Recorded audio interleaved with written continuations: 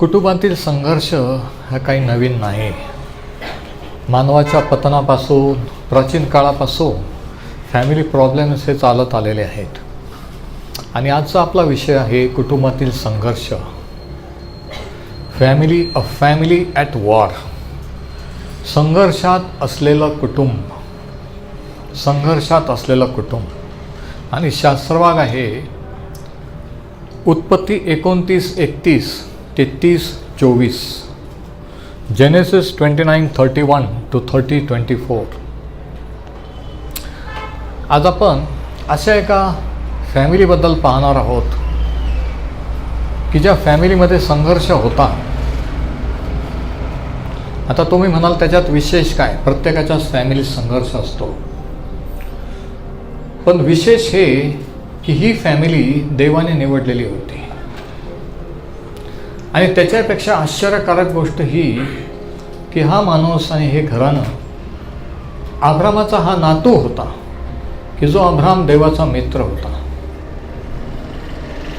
देवाच्या सानिध्यात देवाचे लोक त्यांच्या घराण्यातले कुटुंबातले मुलं नातवंड असे निघू शकतात का? हो. आणि हे असं का होतं, याचं कारण काय आणि याच्यावर उपाय काय, हे आपण ह्या शास्त्रभागातून आज पाहणार आहोत. की एक ख्रिस्ती कुटुंब किंवा एक विश्वासार्ह देवाला भिवून वागणारं कुटुंब, एक माणूस ज्याला देवाने दर्शन दिलेलं आहे, प्रवासामध्ये त्याला ती शिडी पृथ्वीपर्यंत, स्वर्गातून पृथ्वीपर्यंत आलेली दिसलेली आहे. देव त्याच्याशी बोललेला आहे.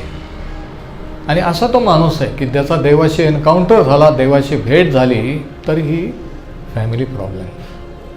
आणि म्हणून जर आज तुमच्या कुटुंबामध्ये कुटुंब तुमचं जर संघर्षात असेल, वेगवेगळ्या समस्याने ग्रासलेला असेल, तर देव परमेश्वर ह्या वचनातून तुम्हाला सहाय्य करो आणि त्यातून मुक्त करो, ही माझी प्रार्थना आहे.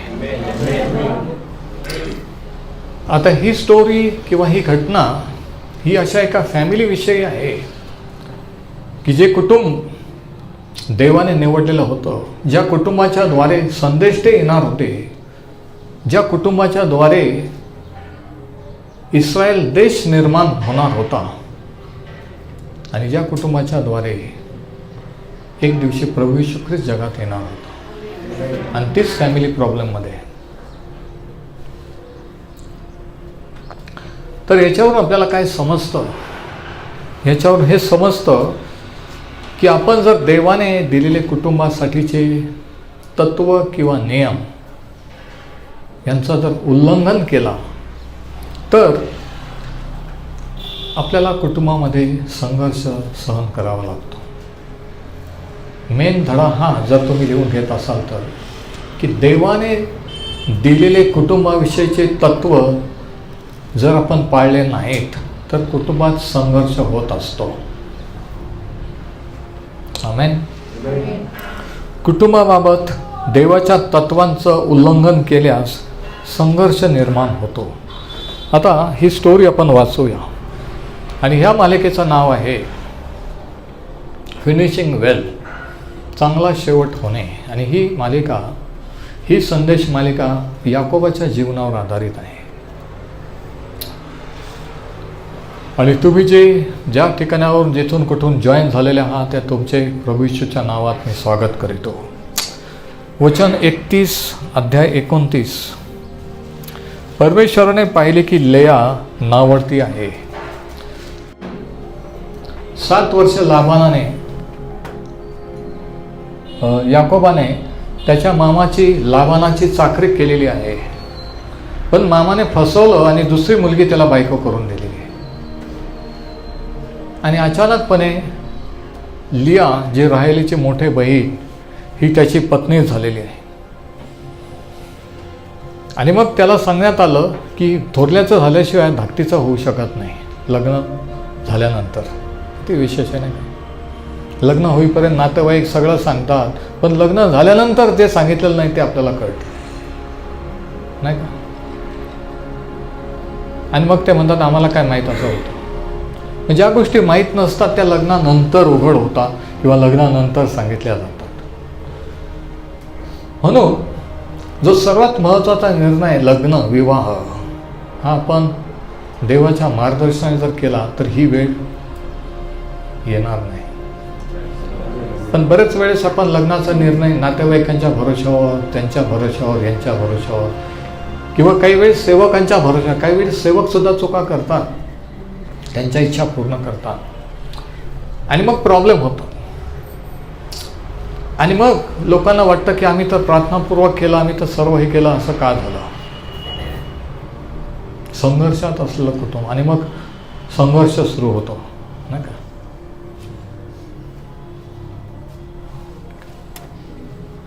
मग ह्या 2 बायका झालेल्या आहेत याकोबाला.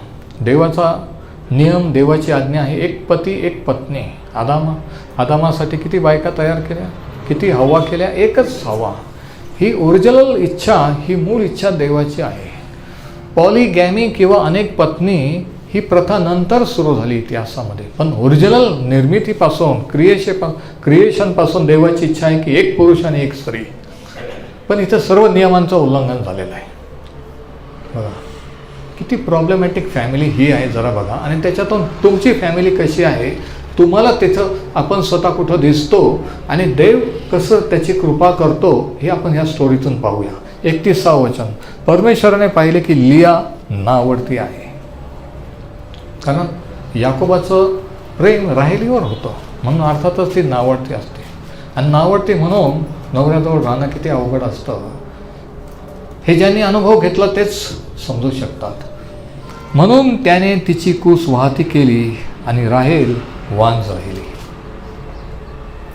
देवाने तिच्यावर कृपा केली आणि तिला मुलं बाळ झाली, पण राहेल जी आवडती होती ती वांजच राहिली. लेया गर्भवती होऊन तिला पुत्र झाला, त्याने तिचे नाव रोबेन असे ठेवले. ती म्हणाली, परमेश्वराने माझ्या दुःखाकडे पाहिले आहे, कारण आता माझा नवरा माझ्यावर प्रीती करील. प्रॉब्लेम असे सुरू झाले की 2 सख्या बहिणी, 2 सख्या संवाद झालेल्या आहेत. आणि एक आवडती आणि एक नावडती. आणि एकीला मुलं झाले आणि दुसरीला झालेच नाही. पुढे काय झालं बघा. ती पुन्हा गर्भवती होऊन तिला पुत्र झाला, तेव्हा ती म्हणाली, मी नावडती आहे हे देवाने ऐकले म्हणून त्याने मला हाही दिला. यास्तव तिने त्याचे नाव शिमोन असे ठेवले. ती परमेश्वराला शरण गेलेली आहे, ती प्रार्थना करीत आहे आणि देवाने तिच्या प्रार्थनेचं उत्तर दिलेलं आहे. बघा वचन 34. ती पुन्हा गर्भवती होऊन तिला पुत्र झाला, तेव्हा ती म्हणाली, आता मला 3 पुत्र झाले, आता तरी माझा नवरा माझ्याशी मिळून राहील. म्हणून तिने त्याचे नाव लेवी असे ठेवले. मुलं झाले म्हणजे नवरा बायकोचं एकमेकावर प्रेम असेलच असं नसतं. याचं हे उदाहरण आहे. 3 पोरं झाले, मुली पण नाही, मुलं, पण तरी नवऱ्याचं प्रेम राहिलीवर आहे, हिच्यावर नाही. किती विशेष आहे बघा. रिअल लाईफ स्टोरी, शास्त्राच्या स्टोरीज ह्या काही पिक्चरच्या किंवा सिरियलच्या स्टोरी नाही. हे खरे लोक होऊन गेले, खरा इतिहास, हे देवाचं वचन आहे. तिला वाटलं, ती अपेक्षा करत होती नवऱ्याच्या प्रेमाची आणि तिला वाटलं, ती अतृप्त असंतुष्ट होती. तिला वाटलं की लेकरं झाल्यानंतर तरी नवऱ्याचं माझ्यावर प्रेम जडेल, पण तसं झालं नाही आहे. आणि आजही तसं होत नाही. लेकरं झालं तरी काही नवऱ्यांचं बाहेरच लक्ष असतं, बायकोवर प्रेम नसतं नाही का. पुढं काय झालं बघा. वचन 35. ती पुन्हा गर्भवती होऊन तिला पुत्र झाला, तेव्हा ती म्हणाली, आता मी परमेश्वराचे स्तवन करीन. यावरून तिने त्याचे नाव यहूदा असे ठेवले. पुढे तिचे जनन थांबले. ती प्रार्थना करत राहिली, विनंती करत राहिली, नवऱ्याकडून प्रेमाची अपेक्षा करत राहिली. पण जेव्हा तिने नवऱ्याकडून प्रेमाची अपेक्षा थांबवून परमेश्वराकडून अपेक्षा करत राहिली, देवाच्या स्वाधीन झाली, त्यावेळेस तिने काय केलं. वचन 35 मध्ये ती म्हणाली की मी आता परमेश्वराचे स्तवन करेन. म्हणजे स्तुती स्तवन आभार, प्रार्थना नाही, मागणे नाही. आणि स्तुती स्तवन आणि प्रार्थना याच्यात फरक आहे. आणि बरेच जणांना हा फरक माहीत नाही आहे. आतापर्यंत तिने स्तवन नव्हतं केलं, आभार मानले होते, रडगाणं केलं होतं, तिचं दुःख देवाजवळ व्यक्त केलं होतं, देवाने तिचं दुःख पाहून तिला मुलं दिलेले होते. पण आता ते म्हणते की मी आता त्याचे आभार मानेन, स्तवन करेन. ती शरण गेल्यामुळे खरंच समाधान, खरी तृप्ती, खरा आनंद तिला मिळालेला आहे. ज्या प्रेमाची नवऱ्याकडून अपेक्षा करीत होती ते प्रेम तिला देवाकडून मिळालेलं आहे. आणि म्हणून ते म्हणते की मी आता परमेश्वराचे स्तवन करेल. आणि ते झाल्याबरोबर काय झालं, यावरून तिने त्याचे नाव यहूदा ठेवले. पुढे तिचे जनन थांबले, तिला मुलं होणं थांबलं. बघा, याकोबाला आपल्यापासून काही मूलबाळ होत नाही असे पाहून, आता इकडं राहिलीचं काय झालं बघा. आपल्याकडून काही मूलबाळ होत नाही असे पाहून राहील आपल्या बहिणीचा मत्सर करू लागली, द्वेष करू लागली, हेट्रेड. आता बघा या स्टोरीमध्ये सर्व आहे. द्वेष आहे, कटकारस्थान आहे, षडयंत्र आहे, है ना, अफेअर आहे, है ना, प्रेम आहे, सर्व काही ह्या स्टोरीमध्ये आहे. आता सख्या बहिणीचा ते द्वेष करू लागलेले. आणि याकोबाला म्हणाली, आपण मला अपत्यवती करा, नाहीतर माझा प्राण चालला, नाहीतर मी जीव देईन. काय म्हणते ते, मला मुलं द्या, नाहीतर मी मरून जाईल, आत्महत्या करेन. किती विशेष आहे का. देवाचे लोक असे टोकाची भूमिका घेऊन असे विचित्र वागू शकतात का? हो, असं बोलू शकतात का? हेच आपल्याला पाहायला मिळतं की कशा टाईपचे लोक देव निवडतो, कशा रीतीने परिस्थितीने त्यांना घडवतो, कशा रीतीने ते स्वतःच्या चुका करून ठोकरा खातात, तरी देव कृपा करतो आणि शेवटी त्याचा उद्देश, त्याचे प्लॅन सिद्धीस नेतो. हे काही परिपूर्ण नाही आहे, कोणी परिपूर्ण नसतं. मी पण परिपूर्ण नाही, तुम्ही पण नाही आहे, पण आपण परिपूर्णतेकडे चाललेलो आहोत. कोणीतरी म्हटलं की मला वाटलं शास्त्रातलं अब्राहम, इसाक, याकोब म्हणजे पवित्र लोक होते. आपण काय त्यांच्या, अरे ते वचन वाचल्यावर कळतं की ते आपल्यासारखेच लोक होते, आपल्यासारखेच रॉंग डिसिजन, आपल्यासारखेच रॉंग प्रेम प्रकरण त्यांनी केले, आपल्यासारखेच प्रॉब्लेम त्यांच्या जीवनामध्ये आले. काय चाललं, काय संघर्षात असलेलं कुटुंब, धार्मिक कुटुंब, ख्रिस्ती कुटुंब, आणि दोन बहिणी सख्या सवता, आणि एकेला लेकर झाल्यामुळे दुसरी द्वेष करू लागली. आणि ती नवऱ्याला म्हणते की मला मुलं द्या, नाही तर मी मरून जाईल. आता जर ही विश्वासणारी बाई आहे तर हे बोलणं योग्य आहे का? जर तुम्ही विश्वासणारे आहात तर हट्टीवाद किंवा नवऱ्याशी भांडण करून प्रॉब्लेम सुटणार आहे का? जर तुम्ही प्रार्थना करणारे आहात, इथं कोणीही प्रार्थना करायला तयार नाही. नवरा याकोब पण प्रार्थना करीत नाही आहे आणि बायको पण नाही आहे. सगळ्यांना प्रॉब्लेमचं पडलेलं आहे बघा.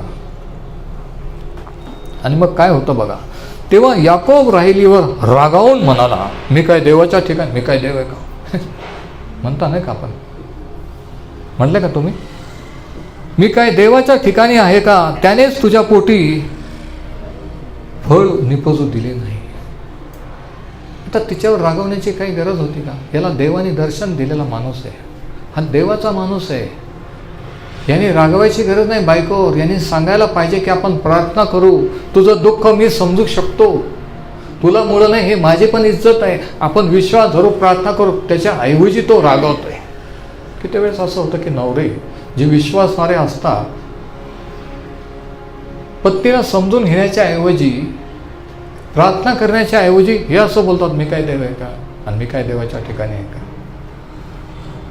असं झालं आणि असं आजही होत आहे.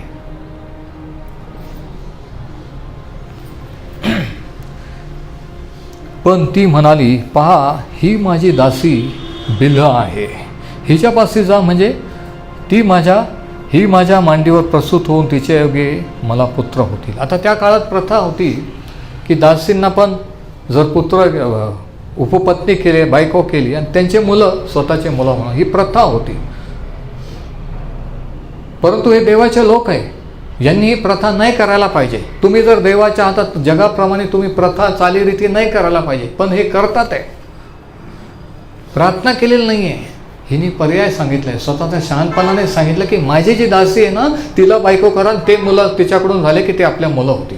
पण तरी तिला वाटत नाही की आपण प्रार्थना करावी. कधी वाटतं का? नाही.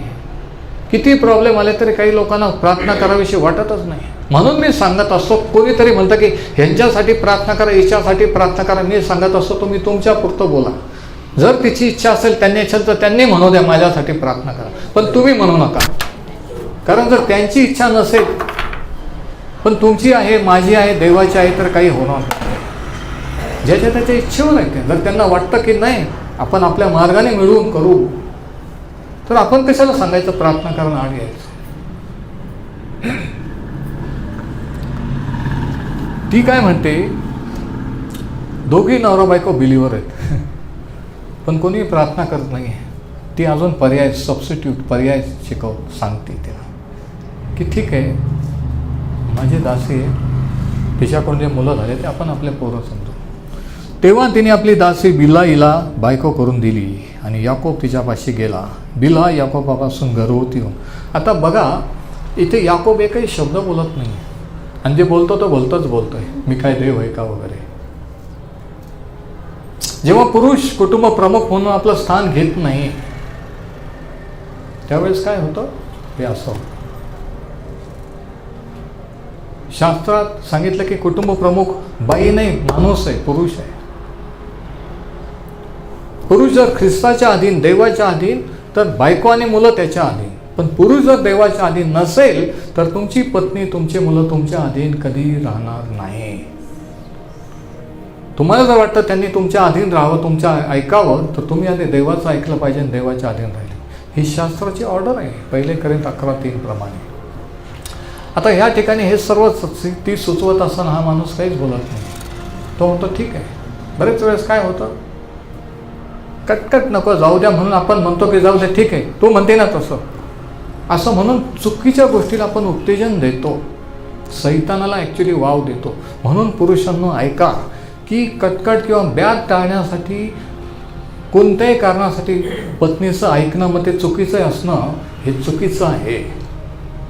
ज्यावेळेस पुरुष आपली जबाबदारी कुटुंबाप्रती पार पाडत नाही ना, त्याला वाटतं की आपण पॅसिव्ह किंवा शांत राहिलेले, उगीच कटकट नको, आता ते म्हणते ना शांत करा, हो म्हणा उगीच.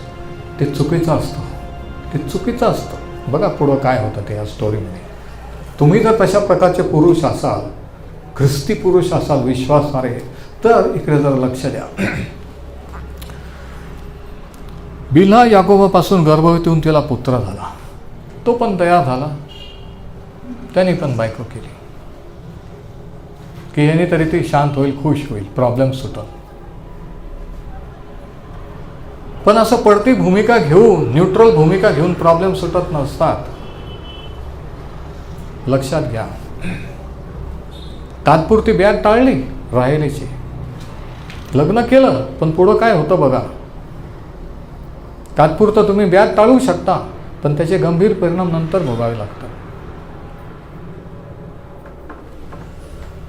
तेव्हा राहेल म्हणाली, वचन 8, मी आपल्या बहिणीशी प्रचंड झोंबी करून यश मिळवले आहे. यास्तव तिने त्याचे नाव नफ्ताली असे ठेवले. आधी दोघींची दुश्मनी, द्वेष होता, जेलसी होती. आता ते म्हणते की आता मी जिंकलेले आहे. संघर्षात असलेलं कुटुंब, फॅमिली प्रॉब्लेम्स. आणि हे सर्व होत असताना आश्चर्याची गोष्ट ही की हे अब्रामाचे नातवंड आहेत, हे देवाने निवडलेले लोक आहेत, तरीही कोणाला प्रार्थना करावीशी वाटत नाही आहे. हे विशेष आहे. फक्त पर्याय सुचवतात, तुम्ही असं करा, तो म्हणतो ठीक आहे, आणि हे म्हणतात असं, आणि असं चाललेलं आहे. इथं आपण वाचत नाही की कोणी प्रार्थना केली, राहेलीने केली की याकोबाने केली. किती विशेष आहे का.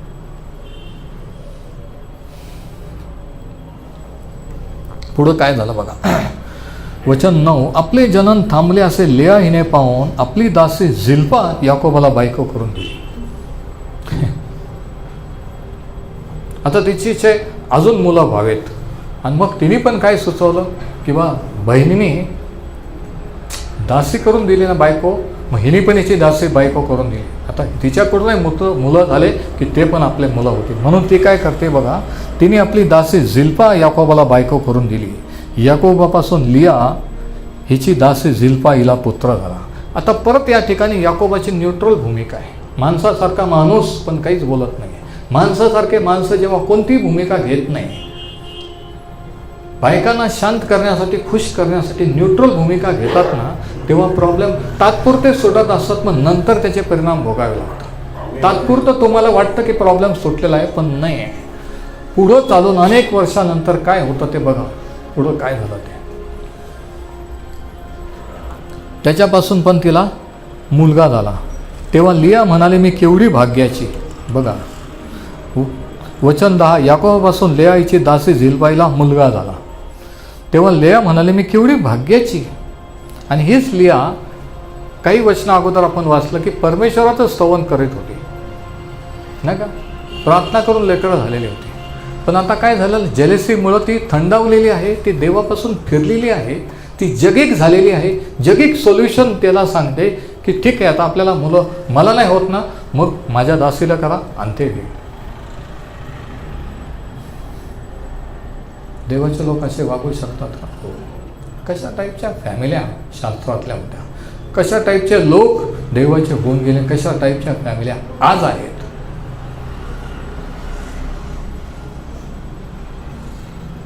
याकोब परत काहीच बोलत नाही, गपचिप तिचं ऐकतो. तेव्हा लेया म्हणाली, आता ती काय म्हणते 11व्या वचनात, मी केवढी भाग्याची. आता ती भाग्य, लक ह्याच्याबद्दल बोलते.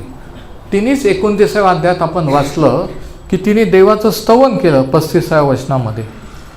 पण आता ती भाग्यवान समजते स्वतः. भाग्य समजतं ना, म्हणजे देवापासून दूर गेलेली आहे, म्हणून भाग्य, नशीब, बिशीब आता असे शब्द ती बोलायला लागलेली. जेव्हा माणूस देवावर विश्वास नसतो ना, तेव्हा तो नशीब, भाग्य वगैरे असे शब्द वापरतो. हे लक्षण, हे चिन्ह आहे की त्याची आत्मिक लेवल किती खालवलेली आहे, तो किती भ्रष्ट झालेला आहे, देवापासून दूर गेलेला आहे. हे त्या बोलण्यावरून दिसून येतं. आपल्याला विचारायची गरज नाही की तुम्ही चर्चला जाता का आणि तुम्ही शास्त्र वाचता का. त्या बोलण्यावरून आपल्याला दिसून येतं की यांची लेवल किती खाली घसरलेली आहे. तेव्हा लिया म्हणाली, वचन 13, मी मोठी धन्य आहे, इतर स्त्रिया मला धन्य म्हणतील, म्हणून त्याचे नाव तिने आशेर असे ठेवले. कॉम्पिटिशन लागलेली आहे दोन बहिणींमध्ये. कॉम्पिटिशनचं स्पिरिट फॅमिलीमध्ये डेंजरस असतं. मग ते कोणत्याही बाबतीचं असो, इस्टेट प्रॉपर्टीबद्दल असो, मुलाबाळांबद्दल असो, कोणत्याही कारणासाठी असो. आणि मग पुढं काय होतं बघा, वचन 14, गव्हांच्या हंगामात रौबेन शेतात गेला असता. आता बघा याच्यावरून आपण काय शिकतो. पहिला धडा हा जे आपण आतापर्यंत पाहिलं त्याच्यावर पहिला धडा, the husband should take responsibility under God as a head of the family. कुटुंब प्रमुख म्हणून पुरुषाने आपली जबाबदारी देवासमोर पार पाडली पाहिजे. कुटुंब प्रमुख म्हणून आपली जबाबदारी पुरुषाने देवासमोर पार पाडली पाहिजे. Husband should take responsibility of the head of the family under God. पण इथं याकोब हेड म्हणून वागतच नाही. बायको सांगते तो ऐकतो, हिच्याशी लग्न करा, ती बायको करा. का? जाऊ दे, कटकट नको, तात्पुरता तो प्रॉब्लेम होईल, सॉल्व्ह होईल. आणि असे माणसं आज करतात, तात्पुरता तो प्रॉब्लेम सॉल्व्ह आहे, जाऊ दे, बडबड नको, है ना. ती बडबड करते, जाऊ द्या, तिच्याप्रमाणे होऊ द्या. पण ते तात्पुरतं सोल्युशन कामाचं नाही आहे. तर हा पहिला धडा आहे. इफिसकरास पत्र 5 आणि 23. हे तत्व, हे शास्त्राचं तत्व आहे. त्याच्या अगोदर 1 कोरिंथ 11 आणि वचन 3 आपण पाहू. 1 Corinthians 11:3 या ठिकाणी काय लिहिलेलं आहे? प्रत्येक पुरुषाचे मस्तक ख्रिस्त आहे, ख्रिस्ताचे मस्तक दैव आहे, हे तुम्हाला समजावे. प्रत्येक पुरुषाचे मस्तक ख्रिस्त, स्त्रीचे मस्तक पुरुष. म्हणजे हेड ऑफ द फॅमिली कोण? पुरुष, स्त्री नाही. पण आज काय पाहायला मिळतं बऱ्याचशा कुटुंबामध्ये आणि ख्रिस्ती कुटुंबामध्ये, माणूस घरी नसतोच, व्हिजिटला गेल्यानंतर बायकोच असते आणि त्या म्हणतात ते आत्ता बाहेर गेले, आणि काही वेळेस ते मुद्दाम बाहेर जातात. तर ही अवस्था, पॅसिव्ह हजबंड्स, पॅसिव्हिटी, न्यूट्रल भूमिका घेणे, वाद नको म्हणून काय आपली भूमिका किंवा आपला अधिकार न वापरणे, की तू म्हणते तसं, आणि हेच चुकीचं आहे. हे जेव्हा माणूस करतो, कोणताही माणूस शास्त्रातला कोणताही विश्वासार्ह ख्रिस्ती माणूस करतो, तेव्हा हे जे वचन आहे याचं उल्लंघन करतो. 1 Corinthians 11 आणि 3 की प्रत्येक पुरुषाचे मस्तक ख्रिस्त आहे. आज तुम्ही तुमचं मस्तक, तुमचा हेड ख्रिस्त आहे का? स्त्रीचे मस्तक पुरुष आहे. स्त्री आणि फॅमिलीचं मस्तक कोण आहे? पुरुष आहे.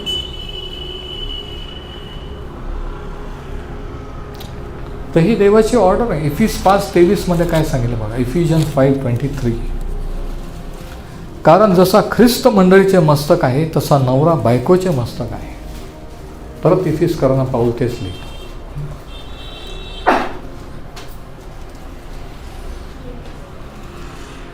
जसा ख्रिस्त मंडळीचे मस्तक आहे तसा नवरा बायकोचे मस्तक आहे, तसेच ख्रिस्त हा शरीराचा तारणारा आहे. चर्चला शरीर म्हटलंय मंडळीला. ख्रिस्त हा शरीराचा तारणारा आहे. म्हणजे फॅमिली प्रमुख, कुटुंब प्रमुख देवाने पुरुषाला केलेला आहे आणि पुरुषाने आपली जबाबदारी पार पाडावी ही देवाची इच्छा आहे. पण जेव्हा तो पार पाडत नाही, होला हो करतो, त्यावेळेस प्रॉब्लेम होतो. हेच आपल्याला याकोबाच्या स्टोरीवरून समजतं. तर परत आपण त्या याकोबाच्या स्टोरीकडे बघूया. आता हा जो अधिकार देवाने माणसाला दिला, पुरुषाला, कशासाठी? आशीर्वादासाठी, संरक्षणासाठी.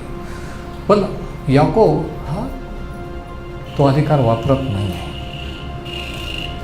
तात्पुरते प्रॉब्लेम सॉल्व्ह झालेले आहे, वाद मिटलेत नवरा बायकोमध्ये, पण परमनंट सोल्युशन किंवा कायमचे ते प्रॉब्लेम मिटलेले नाही आहेत. आलं लक्षात? आता हे काय झालं? ज्यावेळेस याकोबाचं राहेलीवर प्रेम झालं, याकोबाने प्रार्थनापूर्वक निर्णय नाही घेतला. त्याने त्याचं प्रेम झालं, लव्ह ॲट फर्स्ट साईट. त्याला ती आवडली आणि त्याने बोलून दाखवलं आणि लग्न केलं. त्याने विचारलं पाहिजे होतं. कदाचित तो ओव्हर कॉन्फिडंट असेल, जसे काही लोक असतात की मी देवाचा आहे, मग काय प्रार्थना केली नाही केली, माझे डिसिजन बरोबरच आहेत, मग मी काही चुकीची. ह्या भ्रमात आपण राहतो आणि चुका करून बसतो. आणि आज बरेच लोकांकडून चुका ह्या कारणामुळे झाले, भ्रमात राहणं, ओव्हर कॉन्फिडन्स. प्रभू ईश्वर त्याला म्हणला, अरे तू 3 वेळेस, तो म्हणतो नाही नाही मी नाही, बाकीच्याने नाकारलं तरी. असं कोणी म्हणतं का देवाला? अरे तू मला 3 वेळेस नाकारशील, तो म्हणतो मी नाही नाकारला. म्हणजे किती ओव्हर कॉन्फिडन्स होता तो, त्याला स्वतःबद्दल किती आत्मविश्वास होता की मी नाही. आणि हाच आत्मविश्वास माणसाला नडत असतो की नाही, सगळे जरी पडले तरी मी पडणार नाही. आणि असं जो म्हणतो तोच पडतो. आणि तो प्रार्थना न करता लग्न केलं म्हणून सासऱ्याने फसवलं, मामाने.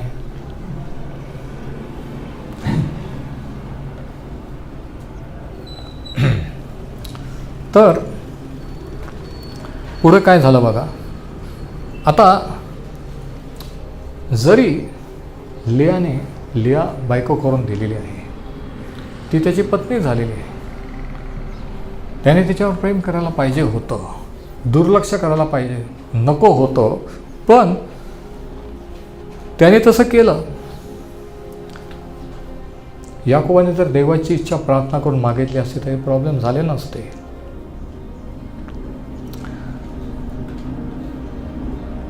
म्हणजे कुटुंबात कसं वातावरण आहे, कसं वातावरण असलं पाहिजे हे पुरुषाच्या हातात आहे. कुटुंबात टेन्स वातावरण, तणावपूर्ण, किती म्हणतात हे बाहेर असले तरच बरं असतं, घरी आले की कटकट करतात. किती वेळेस असं असतं. मुलांना पण वाटतं की ते वडील नकोच आहेत घरात. मग जर तुम्ही बाहेर आले तर स्त्रीवर तुम्ही तो बोजा टाकता, जबाबदारी टाकता आणि याचे परिणाम तुमच्या मुलाबाळांना भोगावे लागतात.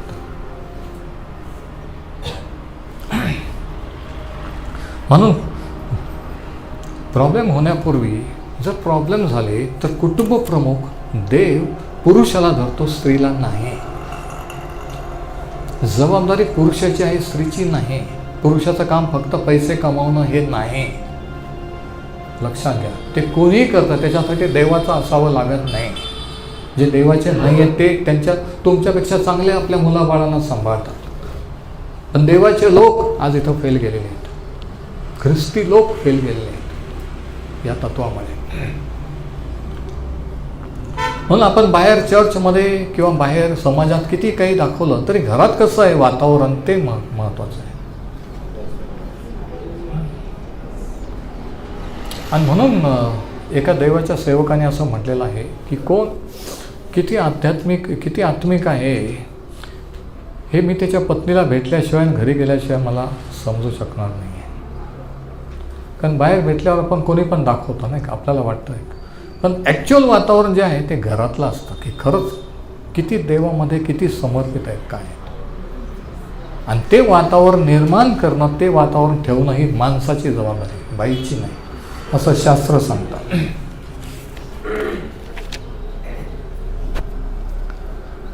आता या ठिकाणी आपण पाहिलं की कोणीही प्रार्थना करीत नाही आहे. याकोब पण प्रार्थना करीत नाही आहे. त्याला देवाचा अनुभव येऊन सुद्धा त्याच्या दोन्ही बायका पण, जी एक प्रार्थना करणार होती लिया, तिने पण सोडून ती भाग्यबिग्याच्या गोष्टी करायला लागलेली आहे. आणि दोघींची एकमेकावर जेलेसी सुरू आहे आणि हे असं चाललेलं आहे. दुसरा धडा आपण हा शिकतो की the wife should submit to her husband as to the Lord. पत्नीने जसे प्रभूच्या अधीन तसं पतीच्या अधीन स्वतःला केलं पाहिजे. पत्नीने जसं देवाच्या अधीन तसं पतीच्या अधीन राहिलं पाहिजे. A wife should submit to a husband as to the Lord.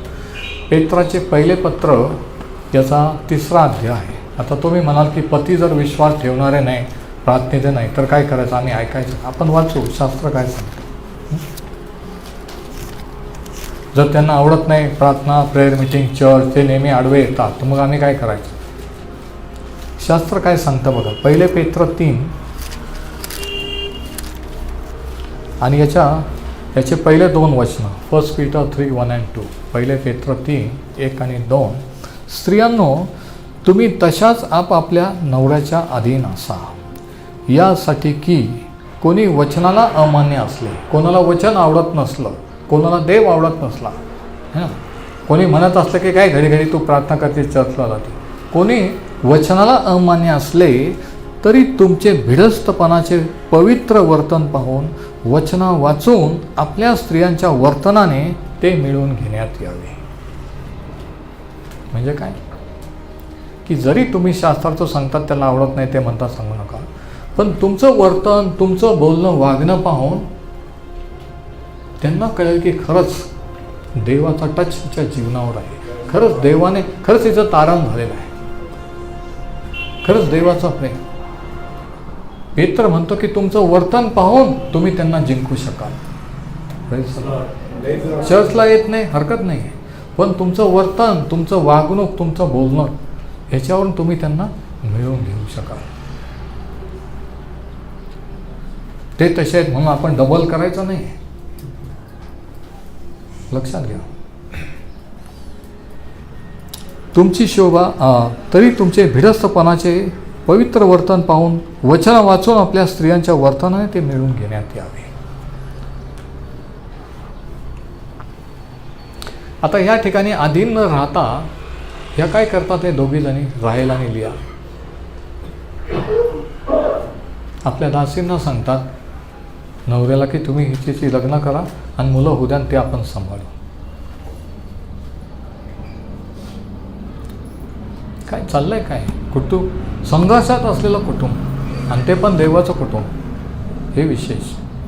देवाकडे वळलेले बाहेरचे लोक असते तर गोष्ट वेगळी, पण देवाने निवडलेले लोक, बिलीवर लोक, चर्चला जाणारे लोक, स्वतःला ख्रिस्ती म्हणवणारे लोक, चर्चमध्ये एक घरी एक.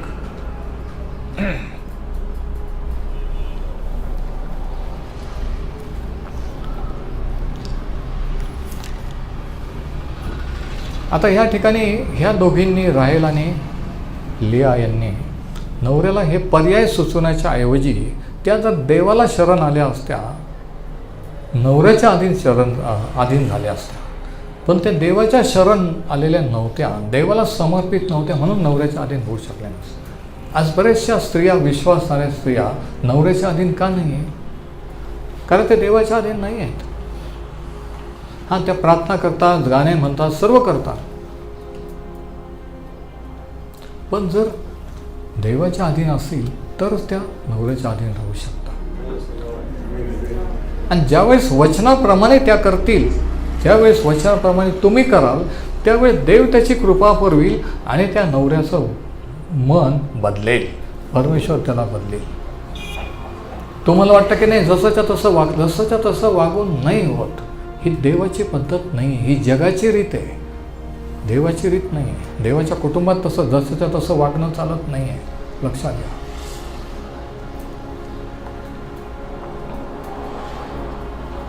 म्हणून पर्याय सुचवून आपल्या पतीला थांबवा आणि प्रभूच्या अधीन व्हा. तुम्ही असं करा, तुम्ही तसं करा, हे सांगून देवाच्या अधीन व्हा, प्रार्थना करा आणि मग तो सुचवेल ते करा. आता ह्या ठिकाणी ह्या दोघीजणी अतृप्त, असंतुष्ट आहेत. लिया असंतुष्ट आहे कारण तिला माहिती आहे की माझी सख्खी बहिणीचं प्रेम माझ्यावर नाही आहे म्हणून, आणि लिया असंतुष्ट आहे की तिला मुलं बाळं झालेलं नव्हते म्हणून. आणि दोघीजणी प्रेमाची अपेक्षा नवऱ्याकडून करत आहेत, म्हणजे त्या देवाच्या अधीन नाही आहेत. पण जेव्हा देवाच्या अधीन झाल्यानंतर आता त्यांना असं वाटतं की आमची गरज आहे की नवऱ्याने माझं ऐकावं, मला नवऱ्याकडून प्रेम मिळावं, आणि म्हणून त्या प्रयत्न केले पण तसं झालं नाही.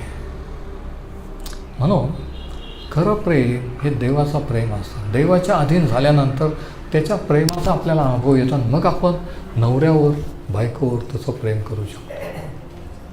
आपल्याला जर प्रेमाचा अनुभव नाही, आपल्याजवळ जर काही नाही, तर आपण दुसऱ्याला देऊ शकत नाही.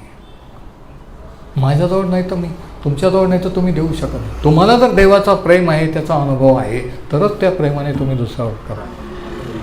पण तुम्हाला अनुभवच नसाल तर तुम्ही करणारच नाही, तुम्ही जसं तसंच वागणार.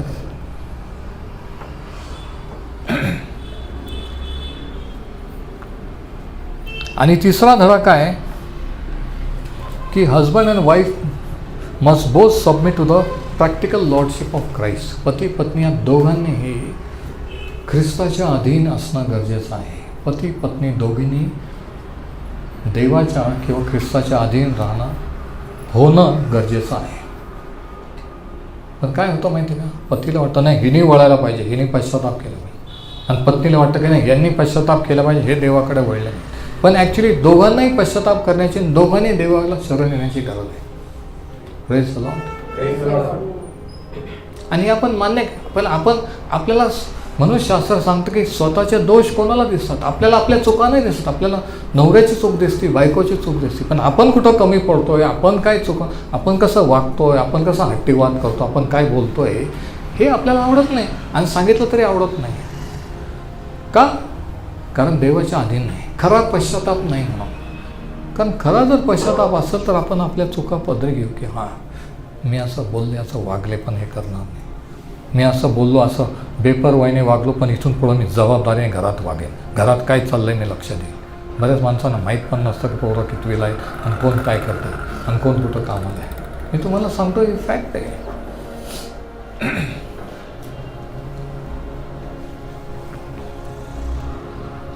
म्हणून ख्रिस्ती व्यक्तीची जबाबदारी जगाच्या लोकांचे पुरुष वेगळे आणि देवाचे ख्रिस्ती मनवणारे पुरुष हे वेगळे, लक्षात घ्या. आणि हे तुमचे मुलं लहानचे मोठे होताना पाहत आहे तुमच्याकडं, आईकडे, वडिलांकडं, आणि तेच पॅटर्न ते पुढं मोठे झाल्यानंतर रिपीट होणार आहे तुमच्या खानदानीत, लक्षात घ्या. कारण ते तुमच्याचकडून शिकलेले आहेत.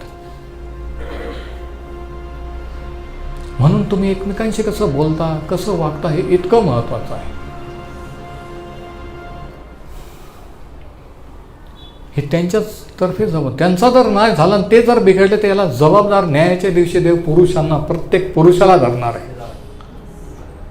की जर त्या आत्म्यांचा, तर जे मुलं बाळा देवाने दिले त्या आत्म्यांचं जर नाही झाला तर त्याला जबाबदार पुरुष आहे. तुम्ही किती कमवलं आणि किती तास मरमर मेले याला उपयोग नाही आहे मामा, लक्षात घ्या. घरात तुमचं लक्षात पाहिजे, घरात तुमची ऑथॉरिटी, अधिकार पाहिजे आणि तो वापरला पाहिजे. ठीक आहे, तुला वाटतं ठीक आहे, असं नाही आहे, जिथं नाही आहे, रॉंग आहे, तिथं म्हटलं पाहिजे की नाही हे असं नाही, असं. आमेन. खुश करण्यासाठी कशाला होला हो करायचं नाही आहे. आणि पत्नीने पण ऐकून घ्या, हे देवाचं वचन मी तुम्हाला सांगतो आहे की जर तुम्ही देवाच्या अधीन असाल तरच पतीच्या अधीन राहाल. जर पतीच्या अधीन नाही याचा अर्थ ख्रिस्ताच्या अधीन नाही आहे, म्हणून तुम्ही पतीच्या अधीन नाही आहे. पुरुष आपला अधिकार का गाजवत नाही? कारण ते ख्रिस्ताच्या अधीन नाही आहे, देवाकडे आलेले नाही आहेत, म्हणून ते जबाबदारी पार पडू शकत नाही. ते जर मनापासून देवाकडे वळले तर त्यांना कळत की माझी जबाबदारी माझ्या मुलाबाळांतर्फे काय आहे, माझ्या मुलाबाळांप्रती काय आहे. नुसतं चर्चला नुसतं दाखवायचं की सगळं चांगलं, असं नाही आहे, असं नसतं. संघर्षात असलेलं कुटुंब आहे. आज किती कुटुंब संघर्षात, कदाचित तुमचं कुटुंब संघर्षात असेल, मला माहीत नाही. देव ह्या वचनाने तुमच्याशी बोलत आहे. तर तिसरा धडा हा की दोन्ही पती पत्नीने देवाच्या अधीन झालं पाहिजे. आता पुढं काय झालं बघा, वचन 14. गव्हाच्या हंगामात रौबेन शेतात गेला असता त्याला पुत्र दात्रीची फळे मिळाली. मँड्रेक्स याला इंग्लिशमध्ये म्हटलं. आता हे एक प्रकारचे फळं होते आणि त्या काळात त्या लोकांना असं वाटत होतं की हे जर फळ बाईने खाल्लं तर तिला मुलं होतील. म्हणून हा रौबेन हा मुलगा एक दिवशी शेतात गेला आणि त्याला हे फळं दिसले आणि काय केलं त्याने, ती त्याने आपली आई लिया हिला नेऊन दिली. तेव्हा राहेल लियाला म्हणाली, पुत्रदात्रीची फळे तुझ्या पुत्राने आणली आहेत, त्याच्यातले काही मला दे. आता प्रश्न असा आहे की ह्या मुलाने ही फळं आणली का? उगीच आणली का? आईने सांगितलं असेल. बघा मी तुम्हाला सांगतो, प्रार्थना कोणीही करत नाही आहे, मुलं होत नाही ना, अरे मग ते फळं आणा, ते फळं आणल्यानंतर मुलं होतात, जा रे तू शेतात जा घेऊन ये. आणि तो आला घेऊन, आणि आल्यानंतर बहिणीने पाहिले काय आणलं, त्याने सांगितलं हे फळं, आणि मग ती तिला म्हणते की त्याच्यातले काही मला पण दे. म्हणजे देवाकडे वळण्याच्या ऐवजी हे आयुर्वेद किंवा हे जगिक मार्ग किंवा इतर पर्याय ऑप्शन्स त्याच्याकडे वळत आहेत. किती खाली घसरत चालली लेवल बघा. आणि देवाची फॅमिली सोनवाने ब्रदर, लक्षात घ्या.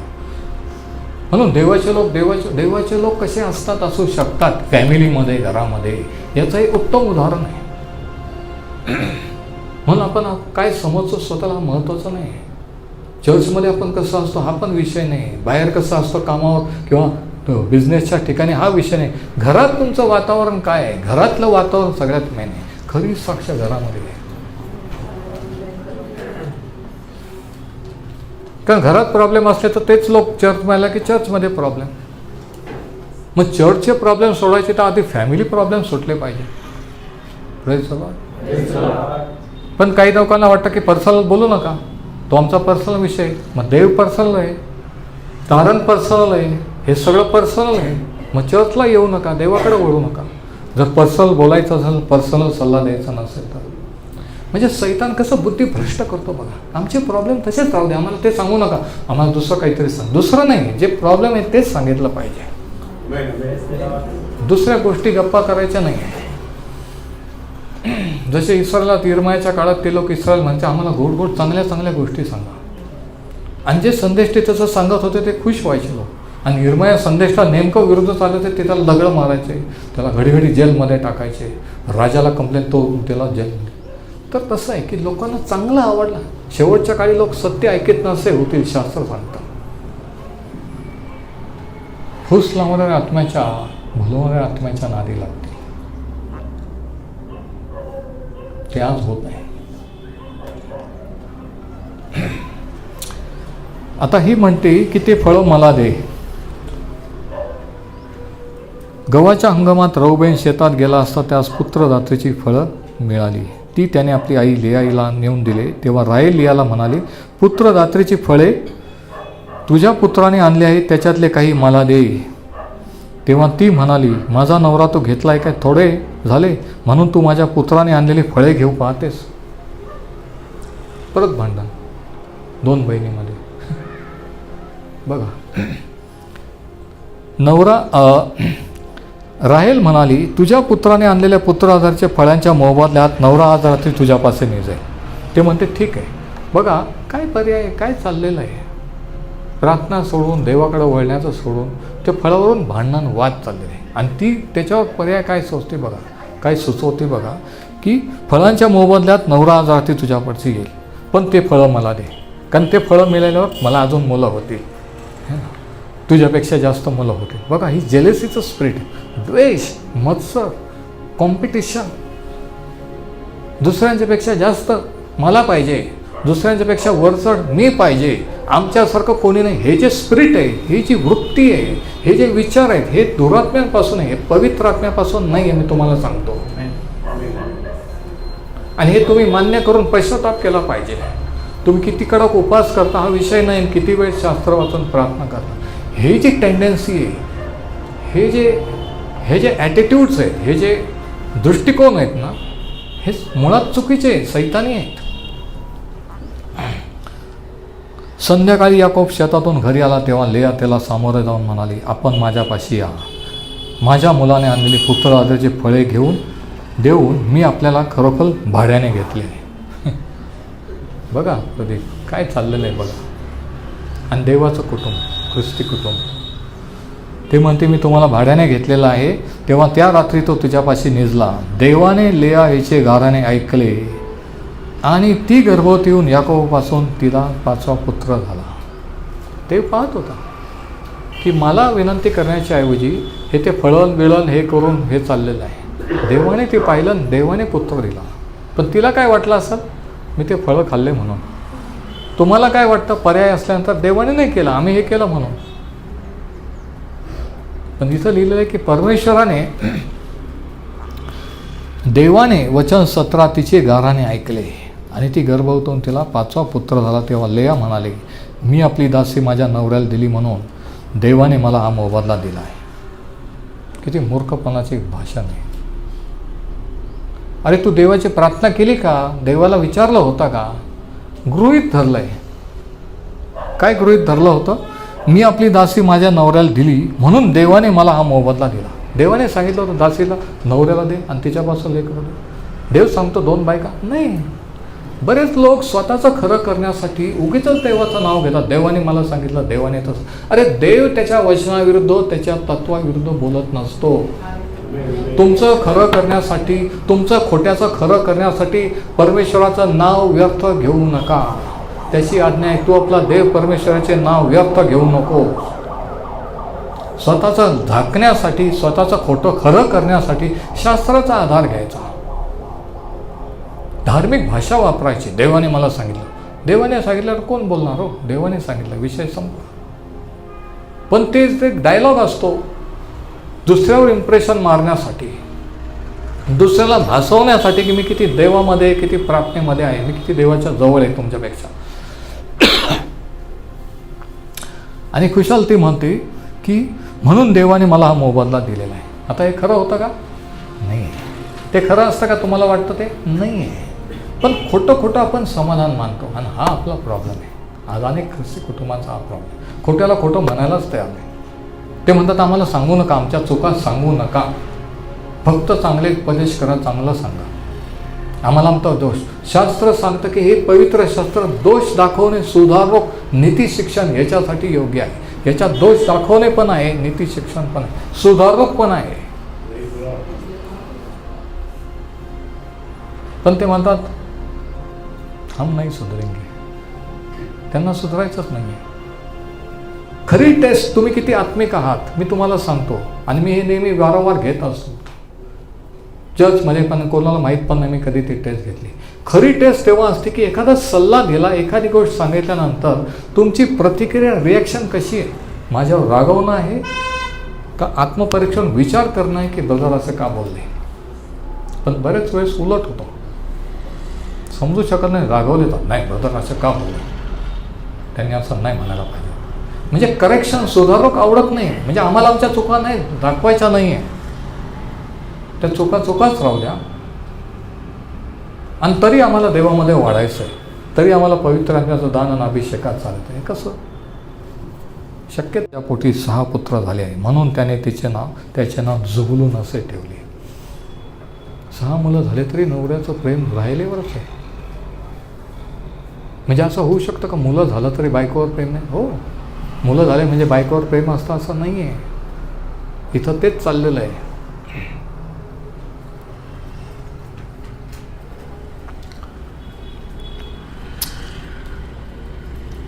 वचन 21, त्यानंतर तिला एक कन्या झाली, तिचे नाव तिने दीना असे ठेवले. मग देवाने राहेलीची आठवण केली. राहेल काही प्रार्थना करत नाही आहे, दोघी प्रार्थना करणं सोडून दिले. नवराही प्रार्थना करत नाही, दोघी नाही. पण देव हे पाहतोय आणि देव हे करतोय, त्यांना मुलं देतोय. ही देवाची दया, देवाची कृपा आहे. पण तिला वाटतं हे फळं खाल्ल्या म्हणून झालं, तिला वाटतं मी माझी दासी नवऱ्याला करून दिली म्हणून ते मुलं झाले. देवाचा हात त्यांना दिसतच नाही आहे, इतकी बुद्धी भ्रष्ट झालेली आहे ती. आजही अनेकांना देवाचा हात दिसतच नाही. त्यांना वाटतं आम्ही हे केलं, त्यांनी ते केलं म्हणून ते तसं झालं नाही. अरे पण आपण असे असताना देवाने दिलं केलं हे आपल्याला आठवतच नाही. साधं उदाहरण घ्या ना, साक्षाच्या आठवतच नाही काय झालं आठवड्याभरात, काल काय झालं आठवत नाही. साक्ष द्या म्हटलं की ब्लँक, हँग होऊन जातात सगळे. का? देवाचा हात दैनंदिन जीवनात आपण पाहतच नाही. आणि तरी आपल्याला वाटतं की देवाने आशीर्वाद दिला पाहिजे ना आपण देवाच्या आहोत. हेच ह्या फॅमिलीला वाटत होतं आणि हेच आज अनेकांना वाटत. म्हणून मग देवाने राहेलीची आठवण केली आणि तिचे गारण ऐकून तिची कूस वाहती केली. ती गर्भवती होऊन तिला पुत्र झाला. ती म्हणाली, देवाने माझी अप्रतिष्ठा दूर केलेली आहे. आणि आत्ताशी राहेलीला देवाने मुलगा दिला आणि तिने त्याचे नाव योसेफ ठेवून म्हटले की परमेश्वर मला पुत्राची आणखी जोड देव, म्हणजे आणखी एक पुत्र देव. बघा, राहेलीला वाटलं, 8वं वचन जर आपण वाचलं, वचन 8, तेव्हा राहेल म्हणाले, मी आपल्या बहिणीशी प्रचंड झोमी करून यश मिळवलेले आहे. तिला वाटलं की देव आपल्याबरोबर आहेस काही केलं तरी. आणि आज अनेकांना असं वाटतं, मी कशी वागले, कसंही वागलो तरी, काही केलं तरी देव माझ्याबरोबर आहेस.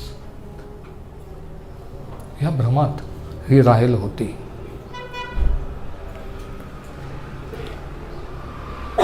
परंतु तरी देवाने तिच्यावर कृपा केली.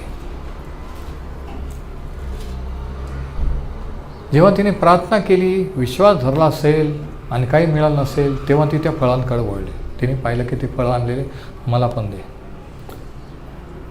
काहीच गरज नव्हती ते फळं खाण्याची. ते फळं खाऊन योसेफ झाला का? नाही. शास्त्र सांगतं की परमेश्वराने तिला पुत्र दिलेला आहे. आमेन.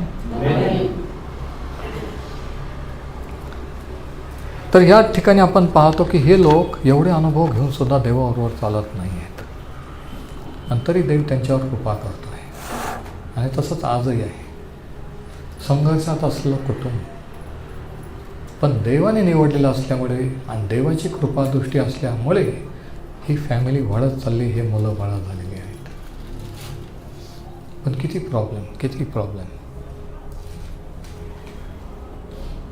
पण तरी देवाने त्यांना सोडलेलं नाही आहे. देवाचं त्यांच्याकडे लक्ष आहे. तरी देव तुम्हाला मला सोडत नाही, कारण तो विश्वासू आहे. आपण जरी विश्वासू राहिलो नाही तरी तो विश्वासू आहे. म्हणून आपण त्याचे आभार मानूया आणि पुढं काय झालं ते आपण पुढच्या संदेशात पाहूया. परमेश्वर हे वचन आपणासाठी आशीर्वादित करो. हालेलुया.